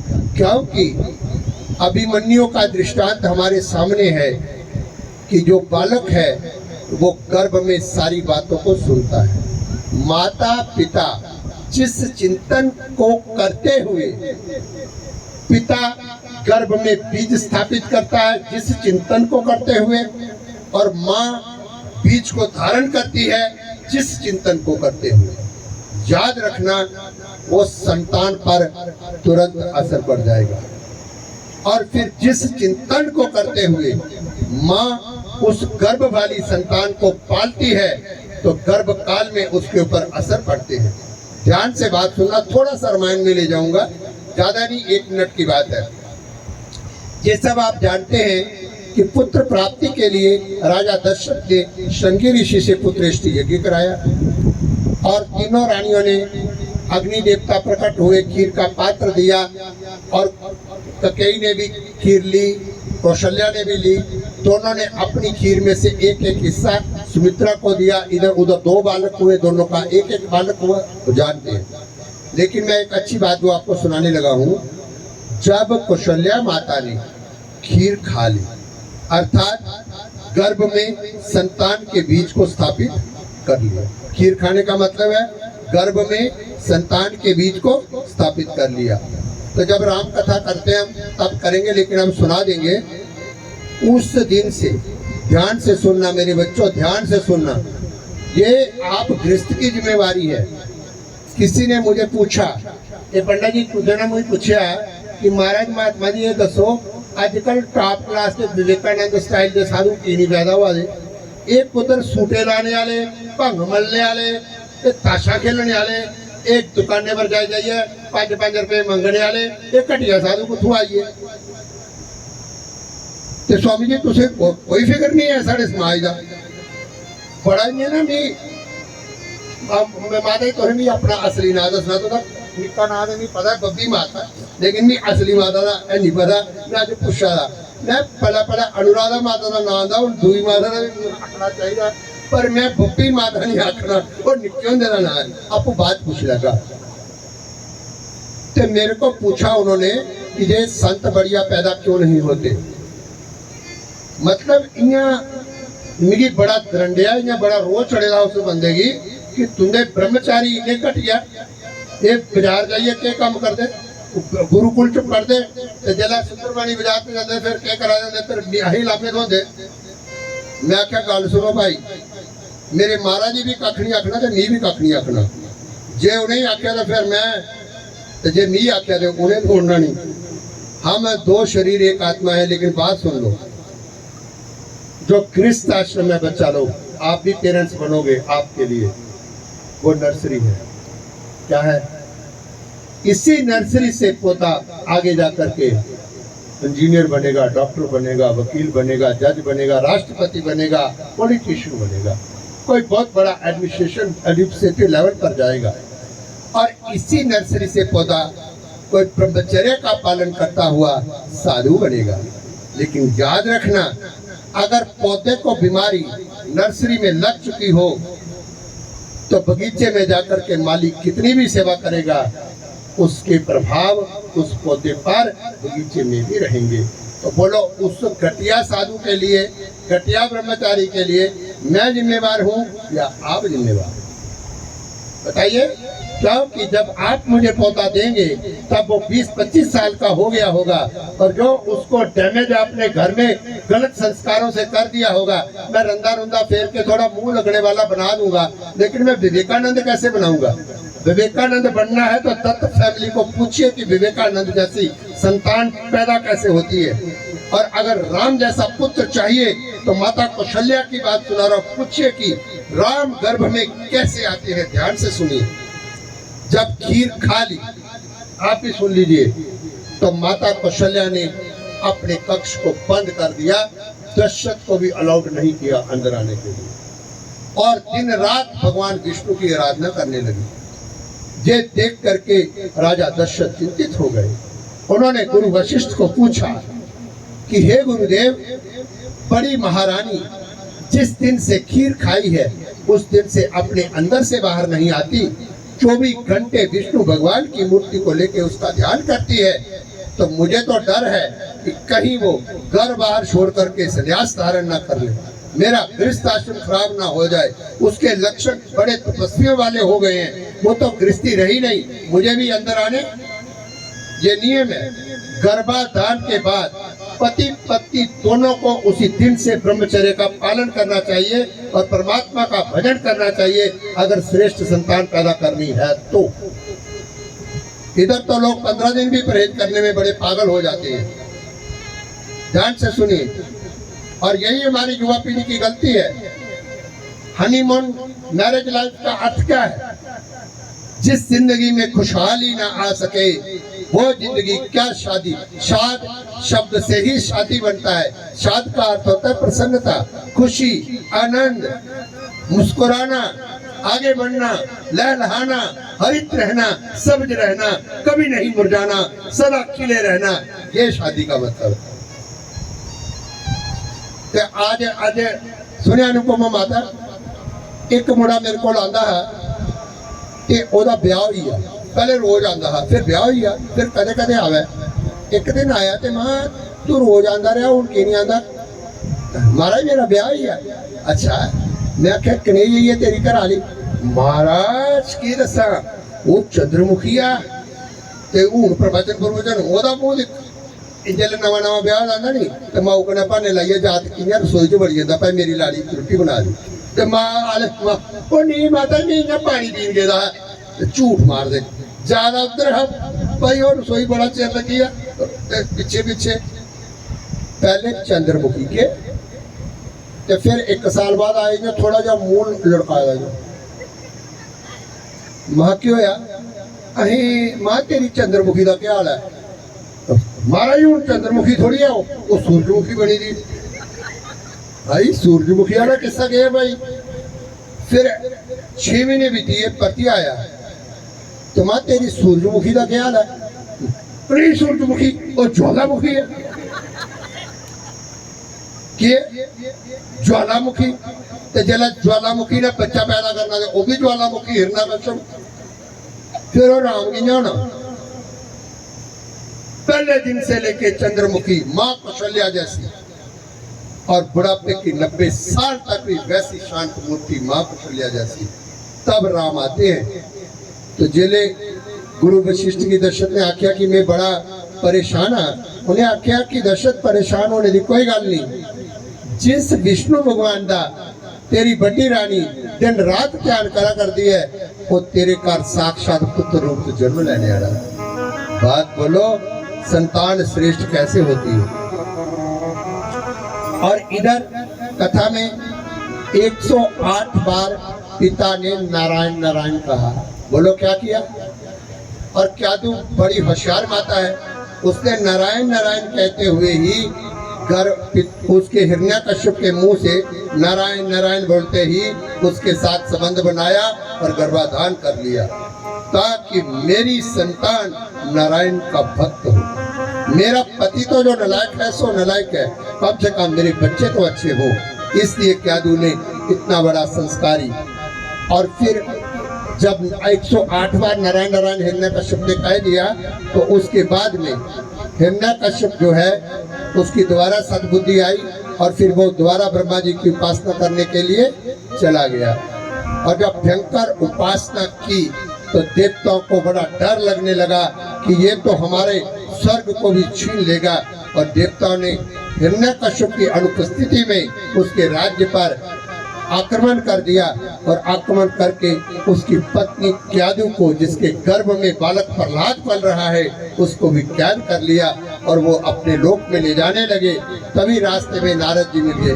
नारायण नारायण। नारद जी ने कहा कि क्या बात है? उन्होंने कहा ये हिरण्यकश्यप की पत्नी है, इसके गर्भ के अंदर राक्षस का बीज है और राक्षस हमें समाप्त करने के लिए पूजा कर रहा है। हम गर्भ में ही इस बीज को नष्ट कर देंगे, हम ले जा रहे हैं। तो नारद जी ने कहा कि ये राक्षस का बीज जरूर है, पर तुम्हें मालूम है कि इसके पिता ने गर्भाधान करते समय 108 बार नारायण नारायण कहा, इससे ये बालक असुर नहीं होगा, भगवान का भक्त होगा, विष्णु का भक्त होगा।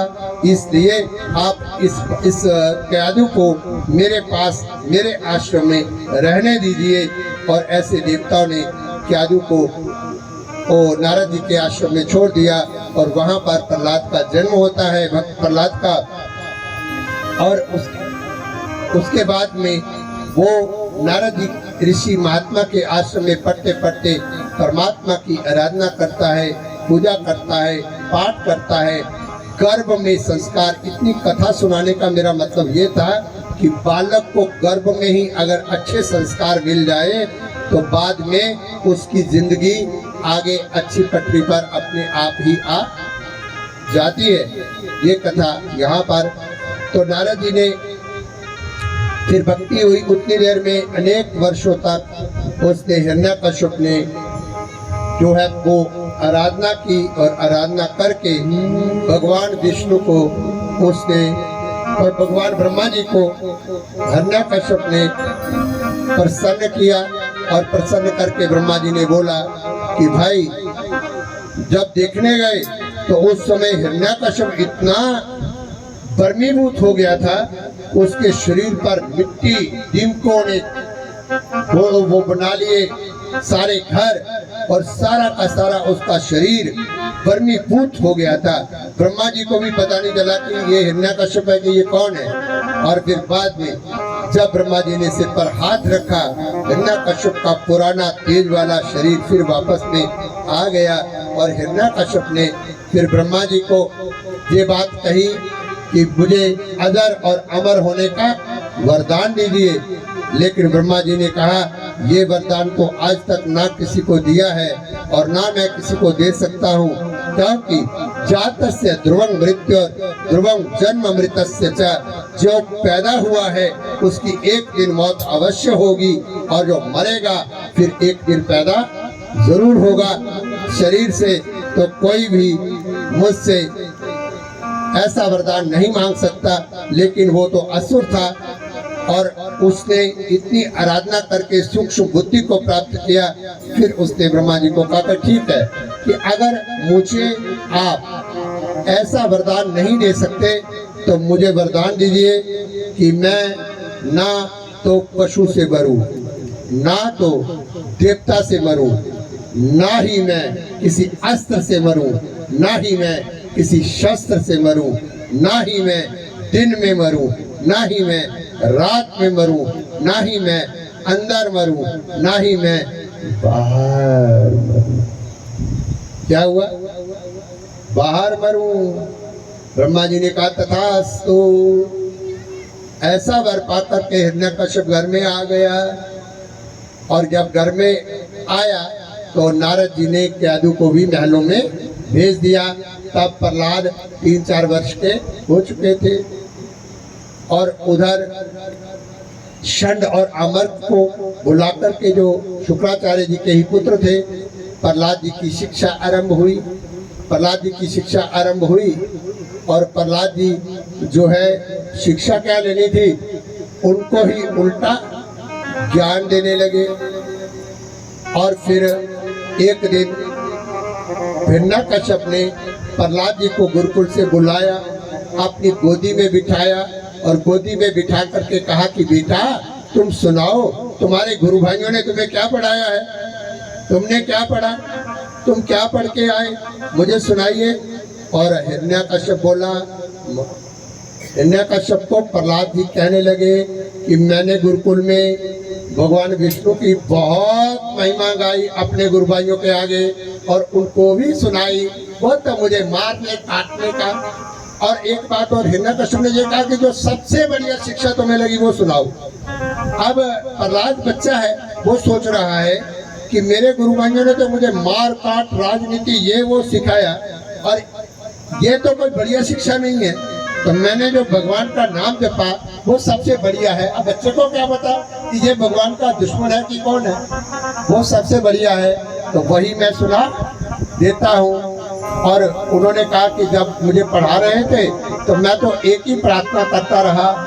प्रहलाद ने कहा कौन सी प्रार्थना कर रहे थे, तो उसने हिरण्यकश्यप ने कहा कि भाई कौन सी प्रार्थना तो कर रहा था तू। उन्होंने कहा मैं सुनाता हूँ, बहुत बढ़िया प्रार्थना मैंने की गुरुकुल में। कौन सी प्रार्थना? कि प्रभु आनंद दाता ज्ञान हमको दीजिए, शीघ्र सारे दुर्गुणों को दूर हमसे कीजिए। प्रभु आनंद सब बोलिए। ज्ञान हमको दीजिए, शीघ्र सारे दुर्गुणों दूर हमको कीजिए। प्रभु आनंद दाता ज्ञान हमको दीजिए, शीघ्र सारे दुर्गुणों को दूर हमसे कीजिए। प्रभु आनंद दाता ज्ञान हमको दीजिए, शीघ्र सारे दुर्गुणों दूर हमसे कीजिए। प्रहलाद ने आख्या षंड अमर्त जरा मैं पढ़ा रहे ना पिताजी, वो बड़ा गलत पढ़ा रहे, तुसें क्या पता, उन्हें भी बिगाड़ी ना ते जेला भी बिगड़ी बिगड़ियां गल्लां सुना दे ते मैं मना मना चाख्या कि भगवान इंदिया गल्लें दा मेरे पर कोई असर नहीं हुआ है। तो उन्हें आख्या फिर तू क्या क्या? हे प्रभु आनंद दाता ज्ञान हमको दीजिए, शीघ्र सारे दुर्गुणों को दूर हमसे कीजिए। प्रभु आनंद दाता ज्ञान हमको दीजिए, शीघ्र सारे दुर्गुणों दूर हमको कीजिए। शरण में हमको हम सदाचारी। ये प्रहलाद है, प्रहलाद क्या सोच रहा है और हिरण्यकश्यप क्या सोच रहा है?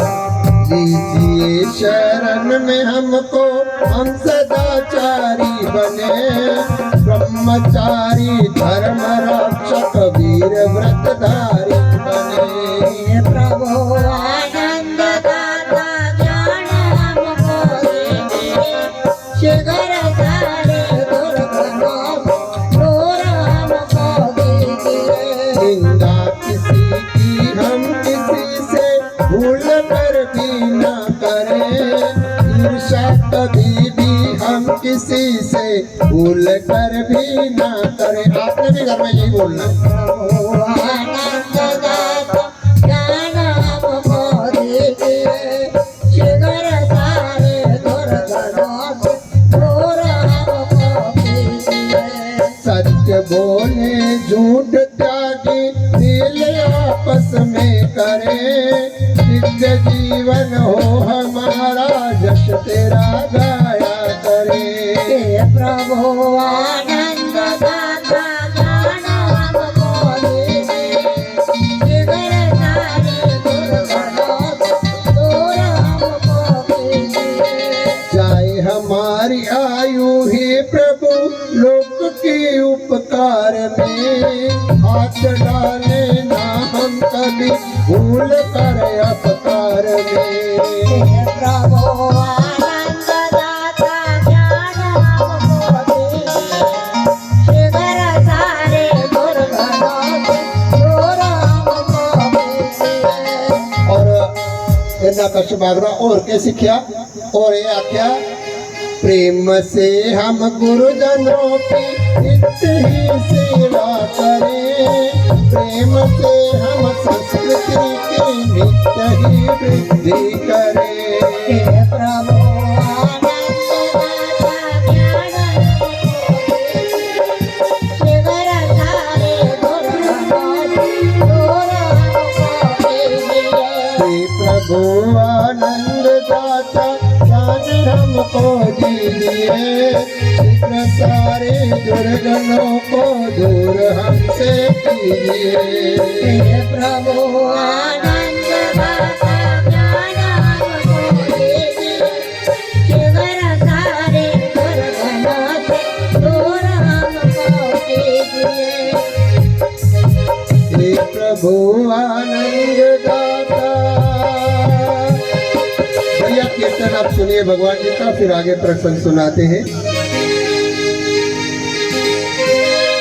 श्रीमन नारायण नारायण नारायण, श्रीमन नारायण नारायण नारायण, श्रीमन नारायण नारायण नारायण, श्रीमन नारायण नारायण नारायण, श्रीमन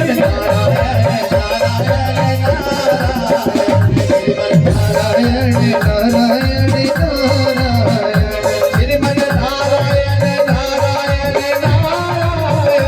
श्रीमन नारायण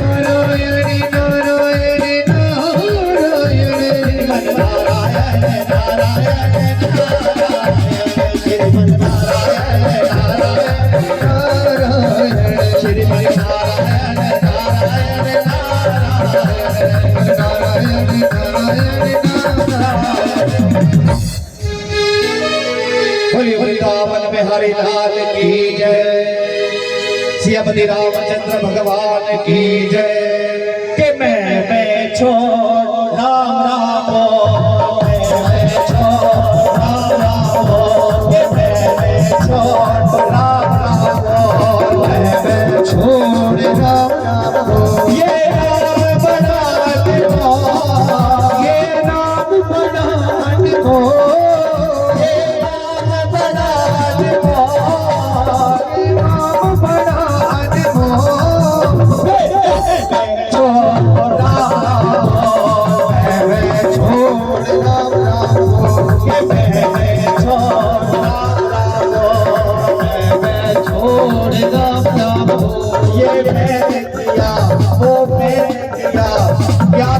किया वो जानते हैं, तुम क्या हो तुम्हारी औकात है क्या, सबकी रग रग को पहचानते हैं, तेरी रग रग को पहचानते हैं, तेरी रग रग को पहचानते हैं।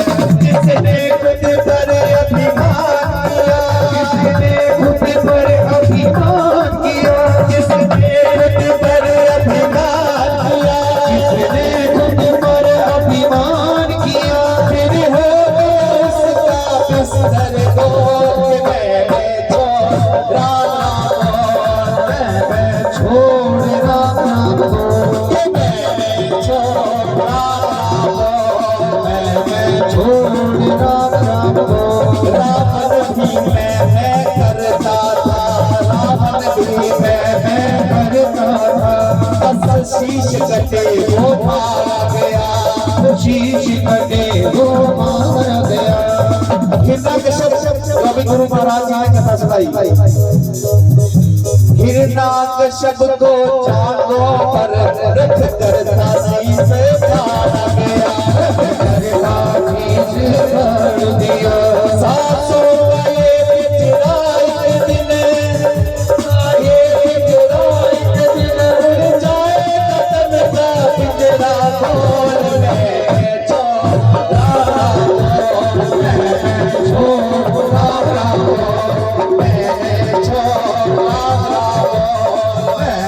छोड़ा प्रभु ये नाम बड़ा अनमोल, ये नाम बड़ा अनमोल, ये नाम बड़ा अनमोल, ये नाम बड़ा अनमोल। मैं छोड़ा मैं छोड़ा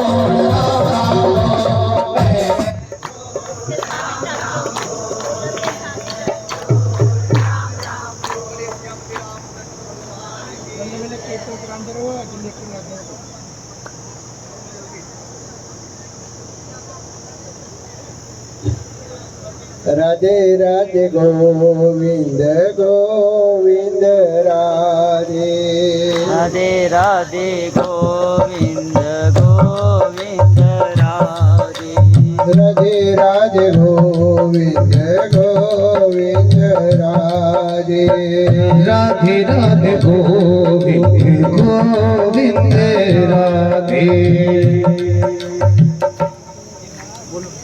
के हरे राम राम राम हरे हरे, हरे राम राम राम हरे हरे, हरे कृष्णा कृष्णा कृष्णा हरे हरे, हरे कृष्णा कृष्णा कृष्णा हरे हरे। ओ हरे राम हरे राम हरे राम हरे राम,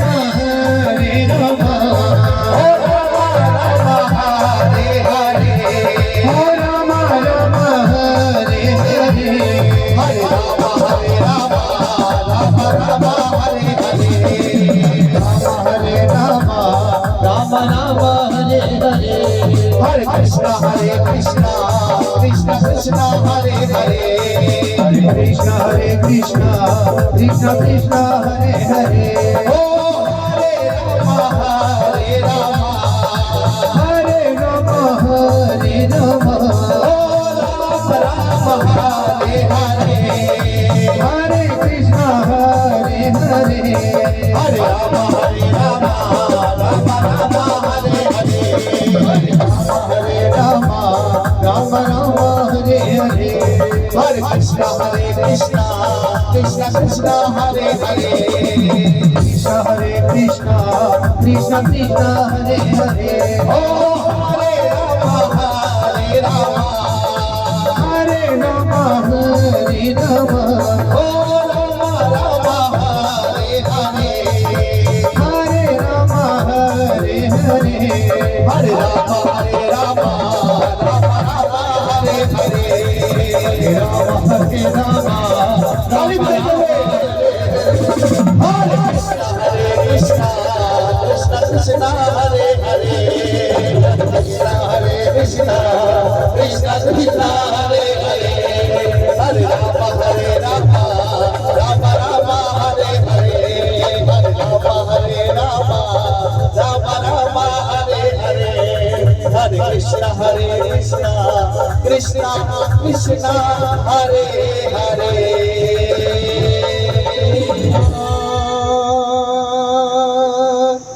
हरे हरे जय जय श्री राधे, जय जय श्री राधे, जय जय श्री राधे। परे ब्रह्मण्य निर्देशये भगवत्य अखिलात्मनि, इस प्रकार से जब प्रहलाद आराध्य भगवान के चिंतन में संलग्न होने लगे और इधर हिरण्यकश्यप की चिंता बढ़ने लगी, और हिरण्यकश्यप ने प्रहलाद जी को मरवाने के लिए अनेक उपाय किए। उन्होंने सांपों से रिसवाया, कृत्या नामक राक्षसी को उत्पन्न किया, पहाड़ की चोटी से उनको गिराने का प्रयास किया, अंधेरी कोठरियों में उनको कई दिन बिना पानी जल अन्न दिए भूखे रखा। अनेक प्रकार की यातनाएं प्रहलाद जी को हिरण्यकश्यप ने देखिए। भगवान करे प्रहलाद जैसी संतान भगवान सबको दे, लेकिन हिरण्याकश्यप जैसा पिता भगवान किसी को ना दे। ये सच कहता हूं। जो अच्छे कार्य अगर खुद नहीं कर सकते बड़े लोग, तो अगर छोटे बच्चे किसी अच्छे काम में लगे हैं तो हमें उनको एप्रिशिएट करके उनका उत्साह बढ़ाना चाहिए। अंततः प्रहलाद को अनेक प्रकार की यातनाएं देते देते हिरण्याकश्यप थक गया, लेकिन प्रहलाद की मृत्यु, ये याद रखना, फानूस बन के जिसकी रक्षा हवा करे, वो शम्मा कैसे बुझे जिसे रोशन खुद खुदा करे। और वो परमात्मा की ओर आगे बढ़ते गए। लास्ट में सारे उपाय जब हार जाते हैं, तो इस कथा को आप जानते हैं कि हिरण्याकश्यप की बहन का नाम होलिका था। क्या था? होलिका। और होलिका को ये भगवान का वरदान प्राप्त था कि उसको अग्नि कभी नहीं जला सकते। और एक बार होलिका सबके सामने इसका प्रमाण भी दे चुकी थी अग्नि में बैठ करके कि अग्नि ने होलिका को कुछ भी किया नहीं। और इसी विश्वास के साथ प्रहलाद के पिता हिरण्याकश्यप ने होलिका को बुलाया और होलिका को ये आज्ञा दी कि तुम मेरे पुत्र प्रहलाद को लेकर के अग्नि में प्रवेश करोगी और सारी दुनिया देखेगी। और हिरण्याकश्यप को ये पूरा यकीन था कि प्रहलाद जल करके भस्म हो जाएगा और होलिका को कुछ भी नहीं होगा, और लोगों को भी ये पता चल जाएगा कि ये एक खेल था और मुझे भी पुत्र की हत्या करने के पाप से छुटकारा। ऐसा सोच करके उसने योजना बनाई। बहन उसमें सम्मिलित हुई और होलिका ने प्रहलाद को गोदी में लिया। और जैसे ही गोदी में लिया तो भगवान आग लगाई। आग लगी तो हिरण्याकश्यप इंतजार कर रहा है कि अभी प्रहलाद जलेगा, अभी जलेगा, लेकिन ये बात उल्टा हो गई। जिसको अग्नि में ना जलने का वरदान प्राप्त था, और वो होलिका जैसे ही आग लगी तो प्रहलाद जी क्या करने लगे? हाथ जोड़े, हाथ जोड़ करके भगवान विष्णु का ध्यान किया। भगवान विष्णु ने कहा, अहम वैश्वानरो भूत्वा प्राणिनां देहमाश्रितः प्राणापान समायुक्तः पंचाम्य अन्नम चतुर्विधाम। हे मेरे पुत्र प्रहलाद, तुम मुझे याद कर रहा है, लेकिन ध्यान से देख, मैं वैश्वानर रूप से इस अग्नि में विराजमान हूँ। और आपको बताएं, गीता में 15वें अध्याय में भी भगवान बोलते हैं कि देखिए, जितना कुछ भी हम खाते हैं, हमें भूख लगती है, तो आयुर्वेद के हिसाब से जिस इंसान की जठरा अग्नि जितनी तेज होती है, उतनी जल्दी ही उसको भूख भी अच्छी लगती है और खाया पिया अन्न भी उसको पच जाता है। तो भगवान कहते हैं, वो कौन पचाता है? मैं सारे प्राणियों के हृदय में वैश्वानर के रूप में बैठ करके 4 प्रकार के अन्न को पचाता हूँ। और इधर प्रहलाद को भी मानो भगवान कह रहे हैं कि तुम्हें चिंता करने की कोई जरूरत नहीं, ये अग्नि मेरा विराट स्वरूप है। मैं ही अग्नि हूँ, मैं ही वायु हूँ, मैं ही जल हूँ, मैं ही पृथ्वी हूँ। और गीता जी में भी स्पष्ट भगवान जी ने कहा, मत्ता परतरं न अन्यत् किंचित अस्ति धनंजय मयि सर्वम इदं प्रोक्तम सूत्रे मणिगणा इव। मुझसे अलग, मुझसे इतर, मुझसे भिन्न कोई संसार में वस्तु नहीं हो सकती। ये देखिए, इधर देखिए कैसे समझा रहे हैं, आपको समझाते हैं। भगवान कहते हैं मत्ता पर। अब प्रहलाद गोदी में है, उठाया हुआ है, ध्यान से सुनना। होलिका का ध्यान अग्नि में है, किसमें है? होलिका आग का ध्यान कर रही है, 5 भूतों में से सिर्फ एक भूत का ध्यान कर रही है। और प्रहलाद किसका ध्यान कर रहे हैं? जो अग्नि के अधिष्ठान है, जो अग्नि के स्वामी है, जो अग्नि रूप परमात्मा है, वो परमात्मा का ध्यान कर रहे हैं। और प्रहलाद को उस ध्यान में भगवान मैसेज दे रहे हैं। माता जी क्या मैसेज दे रहे हैं कि हे प्रहलाद, फिक्र मत कर, मत्तः पर तरंग न अन्य किंचित अस्ति धनंजय, मई सर्वम इदं प्रोक्तम सूत्र गणाम मणिगणा। इधर देखो, ये मेरे टच किया जेड़ा मैं संस्कृत श्लोक बोलिया ना, ये तो ही समझाना अर्थ होदा। भगवान आखदे कि हे अर्जुन, गीता च आखदे ते इथे कथा च प्रहलाद ही आखदे कि प्रहलाद मेरे कोला अलग, मेरे कोला बखरा इस संसार च कोई भी है नहीं। भावे अग्नि है, भावे जल है, भावे वायु है, रसो हम अपसु कौन्तेय प्रभास भी शशि सूर्य हो। मैं ही जल में रस हूँ और सूर्य और चंद्रमा में मैं ही प्रभा हूँ। सभी तेजवान पदार्थों में मैं ही तेज हूँ। यदादित्य गतं तेजो जगत भास्यते खिलम, चंद्रमसी चाग्नाउ तत्तेजो विद्धि मामकम। सूर्य का जो प्रकाश है वो मेरा प्रकाश है, जो अग्नि का तेज है वो मेरा तेज है, जो चंद्रमा का रोशनी है वो मैं हूँ। वो कौन है? मेरे से अलग नहीं। तो भगवान जी ने उदाहरण देता किया किया भाई, सारी जगह भगवान किया है। वो आखदे